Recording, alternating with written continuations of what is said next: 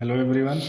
आज हम लोग डिजाइन करने जा रहे हैं एक बैंड पास फिल्टर।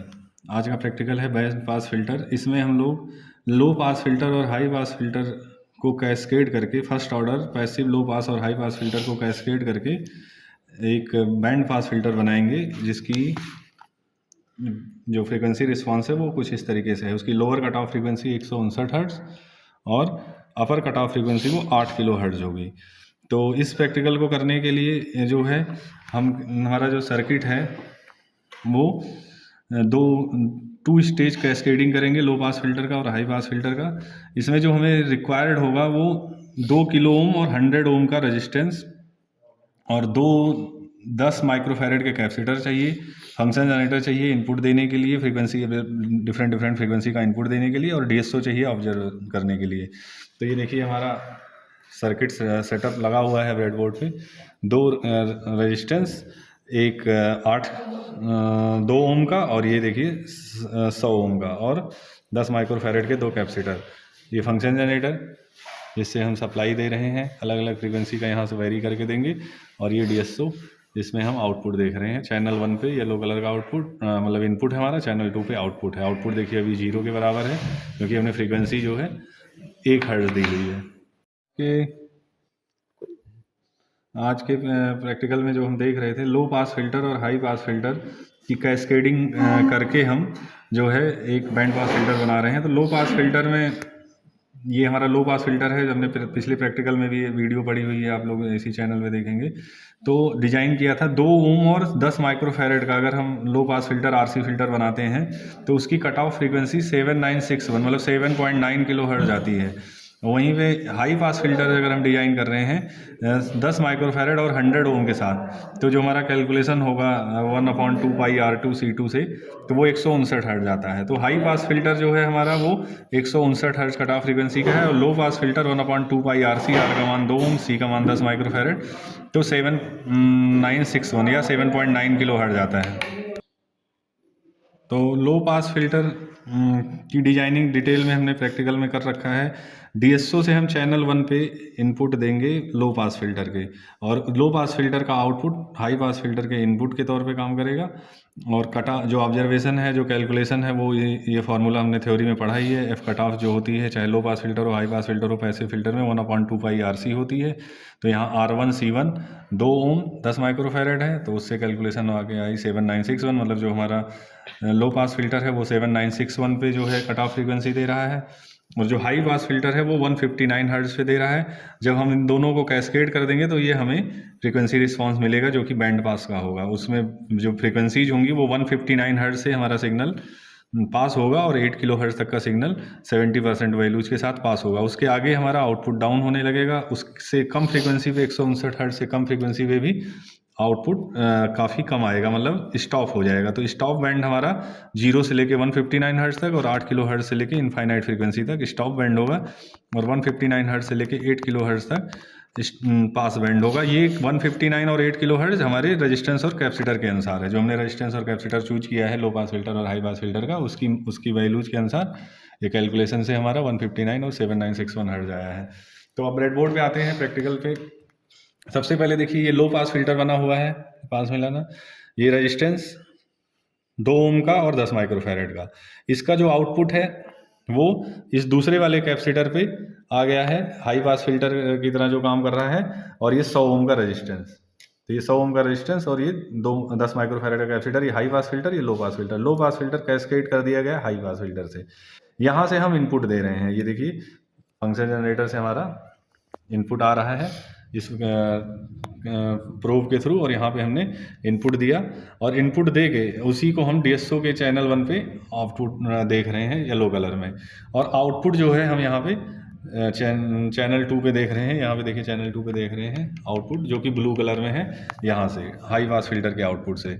तो इधर इनपुट लो पास फिल्टर पे और हाई पास फिल्टर के दूसरे सिरे पे आउटपुट, और लो पास फिल्टर का आउटपुट हाई पास फिल्टर का इनपुट की तरह काम कर रहा है। तो ये कैस्केडिंग है low pass filter high pass filter की। और टू स्टेज है, हमने थ्योरी में पढ़ा है, अब इसका प्रैक्टिकल करके देखते हैं। तो ऑब्जर्वेशन टेबल देखेंगे, ऑब्जर्वेशन टेबल में क्या होगा, हम 1 हर्ट्ज देंगे, 10 हर्ट्ज देंगे, 50 हर्ट्ज देंगे, 100 हर्ट्ज देंगे, 159 हर्ट्ज देंगे अपनी कट ऑफ फ्रीक्वेंसी। देखेंगे कि हमारा आउटपुट क्या आता है, गेन क्या आता है। 159 से लेके 8 किलो हर्ट्ज के बीच में हम 1 वोल्ट इनपुट देंगे, देखेंगे आउटपुट क्या आता है, और 10 किलो हर्ट्ज के ऊपर की फ्रीक्वेंसीज को देके देखेंगे आउटपुट क्या आता है। तो अभी देखिए हमने 1 हर्ट्ज आउटपुट दे रखा है, 1 हर्ट्ज का सिग्नल दे रखा है। यहाँ से आप फ्रीक्वेंसी देखिए, चैनल 1 की फ्रीक्वेंसी देखिए 1 हर्ट्ज पे हमने 1 वोल्ट पीक टू पीक दिया है येलो कलर में, और आउटपुट हमारा 88 मिली वोल्ट आ रहा है। तो अभी देखिए 1 वोल्ट इनपुट पे 72 मिली वोल्ट आउटपुट, और फ्रीक्वेंसी 1 हर्ट्ज है। तो मतलब हम यहाँ पे रीडिंग लिखेंगे 64 मिली वोल्ट, या गेन हो जाएगा 0.06, जो कि काफ़ी कम है, या पास बैंड है। अब हम इस फ्रीक्वेंसी को थोड़ा सा बढ़ाते हैं। तो हम इस फ्रीक्वेंसी को बढ़ा दिए, देखिए 10 हर्ट्ज कर दिया, और जब हमने 10 हर्ट्ज किया तो देखिए 1 वोल्ट पे 1 वोल्ट इनपुट पे 112 मिली वोल्ट, 136 मिली वोल्ट आने लगा। थोड़ा सा आउटपुट इंक्रीज हुआ है, तो 64 मिली वोल्ट की बजाय 112 मिली वोल्ट आने लगा। डेट मीन्स गेन 0.1 हो गया। 1 वोल्ट इनपुट पे 112 मिली वोल्ट आउटपुट, जो कि अभी भी नेग्लिजिबल ही है। तो 10 हर्ट्ज पे अब हम और फ्रीक्वेंसी को बढ़ाएंगे। ये फ्रीक्वेंसी को हमने यहाँ पे 100 हर्ट्ज किया, और 1 वोल्ट इनपुट देंगे, इनपुट को 1 वोल्ट देंगे। देखिए यहाँ पे 1 वोल्ट इनपुट पे अब हमारा 580 मिली वोल्ट आने लगा। कितने पे? 100 हर्ट्ज पे। तो 100 हर्ट्ज पे रीडिंग ले लेते हैं 528 मिली वोल्ट, या 0.52, जो कि अभी भी स्टॉप बैंड ही है। आउटपुट बढ़ा है नो डाउट, एक जहाँ पे 60 मिली वोल्ट से 560 मिली वोल्ट हो गया, लेकिन अभी भी 70% से कम है। जब तक 70% नहीं आ जाएगा तब तक हम इस पास बैंड नहीं मानते हैं। तो इसलिए ये हो गया। अभी हमें 50 हर्ट्ज पे भी एक बार हम रीडिंग ले लेते हैं। देखिए यहाँ से फ्रीक्वेंसी घटाएंगे, 50 हर्ट्ज पे जाएंगे, और आप वहाँ देखिए आउटपुट घटता जा रहा है। देखिए 50 हर्ट्ज, दोनों वेव डिस्प्ले में 50 हर्ट्ज पे देखिए 50 हर्ट्ज पे 328 मिली वोल्ट। तो हमने 50 हर्ट्ज की भी रीडिंग ले ली, 328 मिली वोल्ट। 50 हर्ट्ज पे 0.3 का गेन था, 0.32 का गेन था।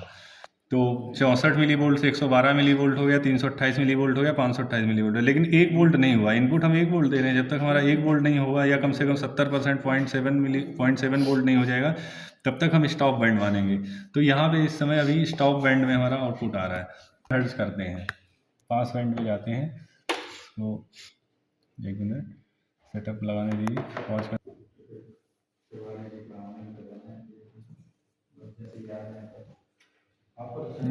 कैसे? तो देखिए अभी हमने 159 हर्ट्ज दिया है, 159 हर्ट्ज, जो कि हमारी कट ऑफ फ्रीक्वेंसी है। ये देखिए 159 हर्ट्ज, 159 हर्ट्ज पे 1 वोल्ट पे 700 मिली वोल्ट आ रहा है, 712 मिली वोल्ट आ रहा है।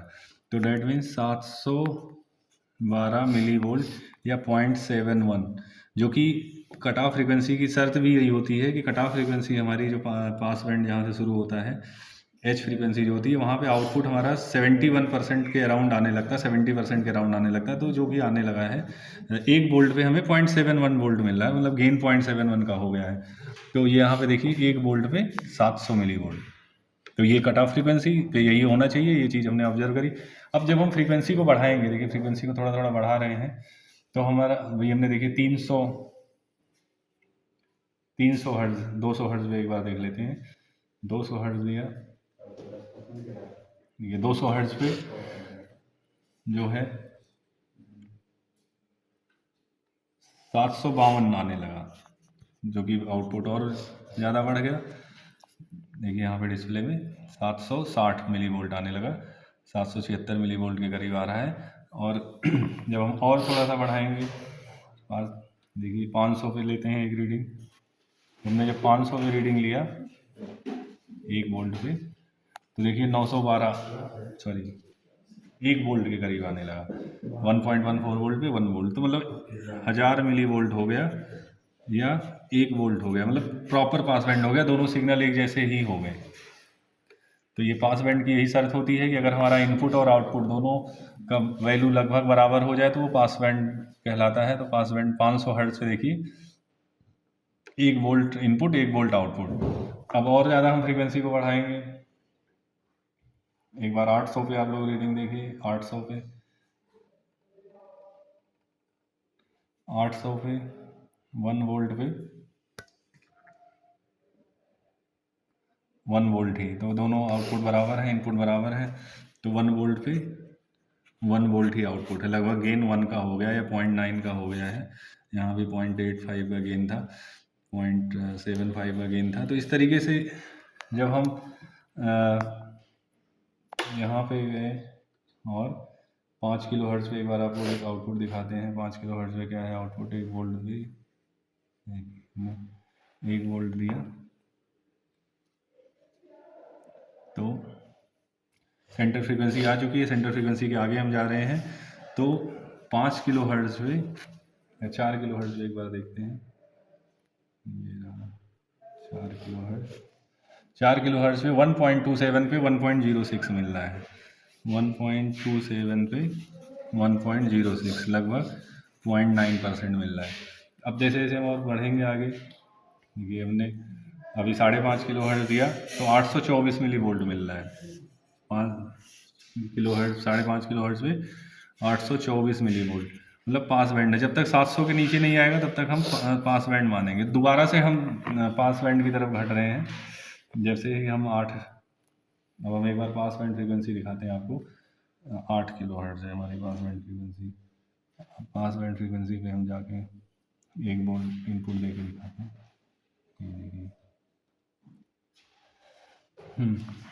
1 वोल्ट पे देखिए आपको दोबारा से 712 मिली वोल्ट मिलने लगा। सेम जो कि हमें 159 में मिला था, सेम वही वोल्टेज 712 मिली वोल्ट दोबारा से मिलने लगा। तो 8 किलो हर्ट्ज पे 712 मिली वोल्ट या 0.712 का गेन आ गया। तो ये जो ऑब्जर्वेशन है, ये जो रेंज है, ये आपकी 1 वोल्ट पे 752 वोल्ट, 1 वोल्ट पे 1000 मिली वोल्ट हो गया, 1 वोल्ट पे 1 वोल्ट रहा, 1 वोल्ट पे 1.04, फिर थोड़ा थोड़ा घटने लगा और 8 किलो हर्ट्ज पे आके जो दूसरी एज फ्रीक्वेंसी है वहाँ पे आके 712 मिली वोल्ट हो गया। तो हम ये कह सकते हैं कि 159 से लेके 8 किलो हर्ट्ज तक के सिग्नल को इसने पास किया, कम से कम 70% से ज़्यादा आउटपुट दिया तो पास किया। अब ये एच पे आके खड़ा है, सिरहाने पे आके खड़ा है। इससे आगे अगर हम जाएंगे, इसके आगे की फ्रीक्वेंसी हम आपको देके दिखाते हैं। आप दोनों चीज़ एक साथ देखिए, तो आउटपुट तेज़ी से घटेगा, ब्लू कलर का सिग्नल छोटा होता जाएगा। देखिए 680 हो गया, 640 हो गया, कितने पे 10 किलो हर्ट्ज पे। 10 किलो हर्ट्ज पे कितना हो गया, 656 हो गया, 650 हो गया तो 65% हो गया। तो 10 किलो हर्ट्ज पे, तो देखिए 10 किलो हर्ट्ज जब हम फ्रीक्वेंसी दे रहे हैं, यहाँ पे देखिए 10 किलो हर्ट्ज फ्रीक्वेंसी पे जो है आउटपुट जो है 640 मिली वोल्ट है। कितना है, 640 मिली वोल्ट। तो डैट मीन्स स्टॉप बैंड में आ गए। जब हम 10 किलो हर्ट्ज पे आ गए, 1 वोल्ट पे आ गए, तो 650 मिली वोल्ट मिला, 0.65 मिला, डैट मीन्स हम स्टॉप बैंड पे आ गए। अब थोड़ा फ्रीक्वेंसी को हम और बढ़ाते हैं। ये देखिए हमने फ्रीक्वेंसी कर दी 13 किलो हर्ट्ज। 13 किलो हर्ट्ज पे हमें कितना मिल रहा है, 600 मिली वोल्ट मिल रहा है। तो 13 किलो हर्ट्ज पे 600 मिली वोल्ट, डेट मीन्स 0.6 पे आ गए, तो हमारा आउटपुट और कम हो गया। देखिए यहाँ पे आप डिस्प्ले में भी देखेंगे तो कितने येलो के रिस्पेक्ट में ब्लू कितना छोटा हो गया है, परसेंटेज से ही आपको अंदाज़ा लग जा रहा होगा। तो ये एक तरीके से हम दोबारा से स्टॉप बैंड में जाने लगे। तो यही हमारी थ्योरी कहती है। अगर हम और हाई फ्रीक्वेंसी पे जाते हैं, देखिए फ्रीक्वेंसी तो थोड़ा सा और बढ़ाते हैं, तो ऑब्जर्व करिए यहाँ पे वैल्यू हम 1 वोल्ट पे 440 मिली वोल्ट पे पहुँच गए। आउटपुट हमारा कितना छोटा और छोटा हो गया, तो 0.4 हो गया। 400 millivolt, that means gain 0.4 volt हो गया। तो 0.4 वोल्ट 0.4 गेन का मतलब हो गया स्टॉप बैंड ही है। तो धीरे धीरे गेन पहले बढ़ा, 0.71 आया 159 हर्ट्ज पे, जो कि कट ऑफ फ्रीक्वेंसी थी पास बैंड की। फिर पास बैंड में हम रहे तो हमारा गेन 1 के करीब रहा, और जैसे ही हमने 8 किलो हर्ट्ज पे हम पहुँचे, हमारा गेन फिर से 0.7 हुआ, और उसके आगे हम जा रहे हैं तो 0.65, 0.6 और अभी 0.4, मतलब 1 वोल्ट का 456 मिली वोल्ट हो जा रहा है। तो इस तरीके से हमारा दोबारा से स्टॉप बैंड आ रहा है। तो यही चीज़ हमें ऑब्जर्व करानी थी कि पास 159 से कम फ्रीक्वेंसी पे गेन 1 से कम था, 159 पे जाके गेन 0.7 हो गया, फिर धीरे धीरे गेन बढ़ा, 4 किलो हर्ट्ज तक जाते जाते गेन 1 हो गया, फिर 4 किलो हर्ट्ज से आगे जाने पे गेन कम होने लगा, और 8 किलो हर्ट्ज पे आने पे दोबारा से गेन 0.7 हो गया, और 8 किलो हर्ट्ज से ऊपर जाने पे जो कि स्टॉप बैंड है तो धीरे धीरे 0.6, 0.4, 0.3 इस तरीके से गेन कम होने लगा। तो ये आप ऑब्जर्वेशन टेबल को भी ध्यान से देखेंगे, एक बार ध्यान से देखिए। 64 millivolt, 112 millivolt, 328 millivolt, 528 millivolt, फिर 712 मिली वोल्ट 159 हर्ट्ज पे, फिर इसके बाद पास बैंड में 752, 1000, 1 volt, 1 volt, 822 millivolt, 712 volt, मतलब ये पास बैंड में 159 से लेकर 8 किलो हर्ट्ज तक सारा हमें 70% से ऊपर आउटपुट रहा। और जैसे ही हम 8 किलो हर्ट्ज के ऊपर गए, आगे हमने 3-4 रीडिंग ली तो 650, 600, 400 मिली वोल्ट, इस तरीके से हमारा हाई फ्रीक्वेंसी पे जाने पे दोबारा से गेन कम होने लगा। तो ये था हमारा बैंड पास फिल्टर का practical. Passive low pass passive filter है, low pass filter, high pass filter की कैस्केडिंग की गई है।